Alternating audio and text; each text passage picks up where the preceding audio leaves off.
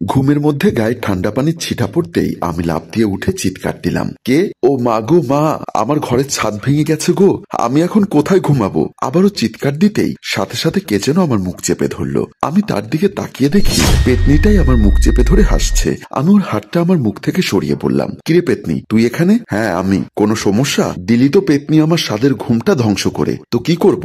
কটা বাজে স্যার এখন? যতটাই বাজুক, তাতে তোর কি? সকাল সকাল দিলি তো 5 কোটি টাকার স্বপ্নটা ধ্বংস করে। ফুল অবাক হয়ে বলল, 5 কোটি? হ্যাঁ 5 কোটি। কি সুন্দর দেখছি লটারিতে জিতেছি। যখনই চেকটা হাতে নিব তখনই পেতনি তুই দিলি ঘুমটা ভেঙে। শোন, তুই না শুধু স্বপ্নেই লটারি পাবি, বাস্তবে আর পাবি না। পাবো যখন লটারি জিতে সেই টাকা দিয়ে মার্সিডিজ গাড়ি কিনে তোর বাসার সামনে গিয়ে নাচতে নাচতে চালিয়ে যাব, আর তুই ড্যাব ড্যাব করে তাকিয়ে থাকবি। তখন তুই শতবার কাঁদলেও তোকে গাড়িতে নিব না। আর তোর যেই চেহারা, যেই ঘুম থেকে উঠে তোর চেহারা দেখবে, সে জীবনেও লটারি জিতবে না। শোন, আমি আছি বলেই তুই স্বপ্নে লটারি পাস, আর না হয় এটাও কপালে জুটতো না। হ্যাঁ হয়েছে, যা এখন। যাব না। তুই কি করবি? তখনই আমি উঠে দাঁড়িয়ে গেলাম। দাঁড়িয়ে বললাম, মানে কি? কেন যাবি না? যাব না বলেছি, যাব না। কেন যাবি না? আর তোর কি লজ্জা শরম বলতে কিছু নেই নাকি? সকাল সকাল আমার মতো একটা ইয়াং স্মার্ট ছেলের রুমে নাচতে নাচতে ঢুকে পড়েছিস। যা ফোট এখান থেকে। কি তুই নিজেকে ইয়াং আর স্মার্ট ভাবিস? তুই কি যাবি নাকি আমি তোকে যেতে বাধ্য করব? হ্যাঁ তবে রে পেতনি দাঁড়া।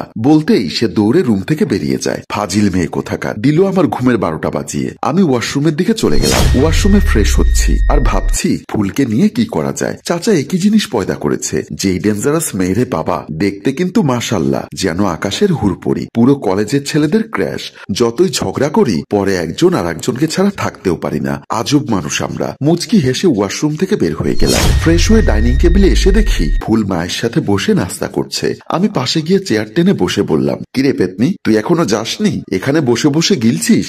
কি বললি তুই? আমি পেতনি? দাঁড়া, এই পেতনি এখন তোর কি অবস্থা করে দেখ। বলেই আমার সাধের চুলগুলোর উপর ঝাঁপিয়ে পড়ে। আমার চুলগুলো ধরে টানাটানি শুরু করেছে। আমি ব্যথায় চিৎকার দিলাম, ওরে পেতনি রে ছাড়, ব্যথা পাইতো। মা আমাকে বাঁচাও। মা সবটা দেখে হাসছে। কুত্তা, তুই আমায় আবার পেতনি বললি? তবে রে দাঁড়া। এবার বলেই আরো জোরে টানা শুরু করেছে। এখন কেমন লাগে? কুত্তা, আর কোনোদিন আমায় পেতনি বলবি? না না খালাম্মা, আর ডাকবো না, প্লিজ ছাইরা দেন। কি আমি তোর খালাম্মা? তবে রে কুত্তা দাঁড়া, তোর মজা দেখাচ্ছি। বলে আরো জোরে টানে। ভাইরে, এই মেয়ে মনে হয় আমার বিয়ের আগেই টাকলা করে দিবে। আমার অবস্থা দেখে মা মুখে কাপড় দিয়ে হাসছে, আর এদিকে আমার অবস্থা শেষ। আমি জানি এই মেয়ের থেকে বাঁচার একটা মেডিসিন, তাই ভাবলাম সেটা জায়গা মতো প্রয়োগ করব। যেই ভাবা সেই কাজ। এই তুই কি আমার বিয়ের আগেই টাকলা করবি নাকি? তখন তোকেই লোকে বলবে টাকলার বউ। এটা বলেই হাসতে থাকি। বিয়ের কথাটা শোনা মাত্রই ফুল লজ্জায় আমায় ছেড়ে দিয়ে মাথা নিচু করে মায়ের পাশে গিয়ে বসলো। তখন আমি ওর দিকে তাকিয়ে দেখি ওর আগে ফুলছে। আমি হেসে বললাম,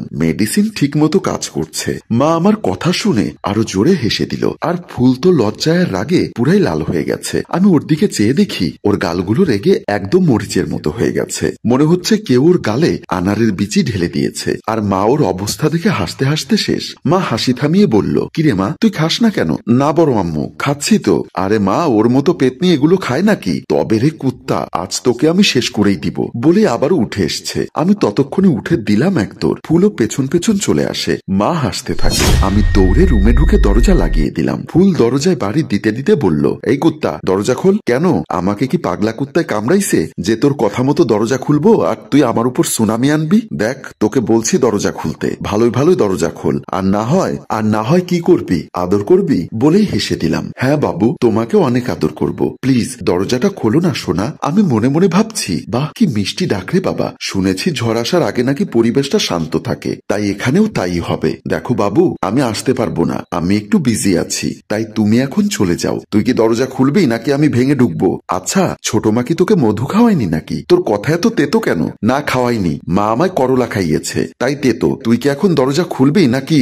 দেখো জাদু ময়না টিয়া পাখি, তুমি যতই আমায় রাগাও না কেন, আমি দরজা খুলছি না। তুই দরজা খুলবি না? তোর বাপ দরজা খুলবে। তাহলে যা, বাপকে গিয়ে বল দরজা খুলতে। পেতনি কোথাকার, উগান্ডা। আমি বকেই যাচ্ছি, কিন্তু বাহির থেকে কোনো আওয়াজ আসছে না। পেতনিটা চলে যায়নি তো? চলে গেলে ভালো, আজরাইলের হাত থেকে বাঁচবো। তাই আমি পরীক্ষা করার জন্য বললাম, ও জানো তুমি কি আছো? কোনো রেসপন্স পাচ্ছি না। ও কি আছে নাকি চলে গেছে? তাই ভাবলাম দরজাটা খুলে দেখি আছে নাকি চলে গেছে। এবার ভাবছি যদি থাকে তাহলে তো আমার অবস্থা শেষ করবে পেতনিটা। আবার ভাবছি মনে হয় নেই, কারণ থাকলে এতক্ষণ চুপ থাকতো না। তাই মনের ভয় দূর করে দরজা খুলে যা দেখলাম তাতে আমার কলিজার পানি ফুরিয়ে যাচ্ছে। হাত পা কাঁপাকাঁপি শুরু করেছে। আর মনে মনে ডাক্তারকে বলছি, ও কাকু আমার জন্য হসপিটালে একটা সিট খালি রাখুন, আমার আসার সময় হয়েছে। আমি দেখছি ফুল হাতে ঝাড়ু নিয়ে দাঁড়িয়ে আছে। আমি তা দেখে ভয়ে একদম বোবা হয়ে গেলাম।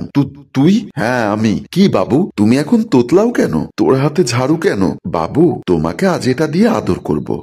মানেটা দেখতে চাও? তাহলে দাঁড়াও। বলেই ফুল ভেতরে ঢুকে যায়। ফুল ভেতরে ঢুকে দরজা বন্ধ করছে। ওই তুই দরজা বন্ধ করছিস কেন? তোমাকে এখন আদর করব তাই বলে ঝাড়ুটা নিয়ে আমার দিকে আসছে। ঝাড়ু দিয়ে আদর করবি মানে? পিছে যেতে যেতে দেওয়ালে পিঠ ঠেকে গেছে। কিরে এখন কই যাবি? দেওয়াল ভেঙে তো আর যেতে পারবি না বলে উত্তম মধ্যম শুরু। ওরে কাকুরে, ভাইরে, দাদুরে, মামুরে, কেউ আমার এই ডাইনির হাত থেকে বাঁচা। এই কুত্তা, কি বললি? আমি ডাইনি? তবে রে কুত্তা বলেই ঝাড়ু ফেলে দিয়ে থাপ্পড় দিচ্ছে। যতই আমি আকুতি মিনতি করছি পেতনিটা আমায় ছাড়ছেই না। তাই একটা বুদ্ধি বের করলাম। বুদ্ধি অনুযায়ী কাজ শুরু করে দিলাম। আমি মাটিতে পড়ে গিয়ে আস্তে নিস্তেজ হয়ে গেলাম। আমার এমন অবস্থা দেখে ফুল মাঠ থামিয়ে আমাকে ডাকতে শুরু করে। বিজয়, এ বিজয়, কি হয়েছে তোর? আমি নিশ্চুপ। এ বিজয়, কথা বল প্লিজ, কি হয়েছে তোর? এ বিজয় বলে কেঁদে দিল। তারপরেও আমি নিশ্চুপ। আমি কথা বলছি না দেখে ও আমার নাকে হাত দিয়ে দেখছে আমার অক্সিজেন চলে কিনা। তা আমি হালকা চোখ খুলে দেখছি, কিন্তু তা ফুল দেখেনি। আমি মনে মনে বলছি, পেতনি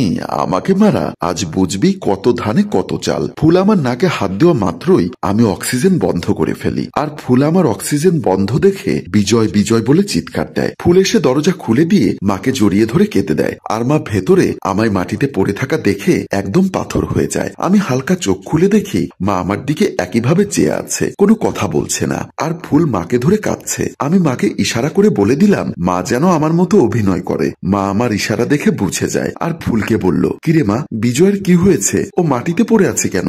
বড় মা, বিজয় কথা বলছে না কেন? ফুলের কথা শুনে মাও তার অভিনয় শুরু করে দিয়েছে। আমার কাছে এসে কান্না শুরু করে আমাকে জড়িয়ে ধরে। ফুল কাছে এসে বলল, এ বিজয় প্লিজ কথা বল, আমি আর তোকে কোনো দিন মারবো না, প্লিজ কথা বল। আমি চুপ। ফুল আবার বলল, দেখো বড় মা, ও কথা বলছে না কেন? আমি ওকে ছাড়া কিভাবে থাকবো? আমার তো আর কোনো ভাই নেই, আমি কার সাথে দুষ্টুমি করব? বলো বড় মা বলো। আবার ফুল আমাকে জড়িয়ে ধরে কাঁদতে থাকে। আমি ওর কানের কাছে মুখ নিয়ে বললাম, কিরে পেতনি, কাঁদছিস কেন? ফুল আমার কথা শুনে আমার দিকে অবাক হয়ে তাকিয়ে বলল, তুই বেঁচে আছিস? আমি উঠে দাঁড়িয়ে বললাম, যা বাবা, আমি আবার মরলাম কখন? আমি তো দেখেছি তোর অক্সিজেন বন্ধ।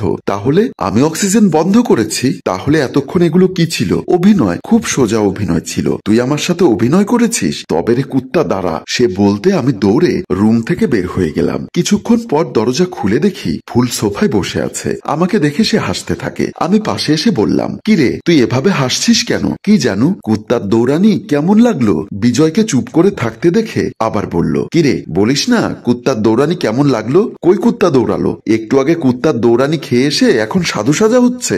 আমি সবটা দেখেছি ছাদ থেকে। আরে পেতনি কম হাস, কুত্তায় আমায় দৌড়ায় নাই, বরং আমি কুত্তার সাথে সকাল সকাল জগিং এ গেছি। কি, তুই কুত্তার সাথে জগিং এ গেছিস? বলেই হাসতে থাকে। তখনই মা এসে বলল, কিরে মা, এভাবে হাসছিস কেন? শুনবে বড় মা কেন হাসছি? হ্যাঁ বল, শুনি তোর হাসার কারণটা। তোমার এই গুণধর সন্তান সকাল সকাল নাকি কুত্তার সাথে জগিং এ গেছে। কি? হ্যাঁ বড় মা। কথা শুনে মাও হাসতে থাকে। আমি ওদের হাসি দেখে হাসতে হাসতে রুমে চলে আসলাম। আমি খাটে বসে আছি। কিছুক্ষণ পর হঠাৎ পেতনিটা আমার রুমের দরজায় এসে বলল, আমি কি আসতে পারি স্যার? আরে বা, পেতনি আবার এমন ভদ্র হলো কবে? ওই কুত্তা, কি বললি? আরে জানু, চেতিস কেন? তুই আমায় আবার পেতনি বললি? বলেই আমার কাছে চলে এসে চুল ধরতে যাবে, তখনই আমি ফুলকে বিছানায় ফেলে দিলাম। আর আপনারা যদি বাকি অংশ দেখতে চান কমেন্টে জানিয়ে দিন। সম্মানিত ভিউয়ার্স, গল্পের নায়ক নায়িকা কি একজন আরেকজনকে ভালোবাসে নাকি শুধুই খুনসুটি?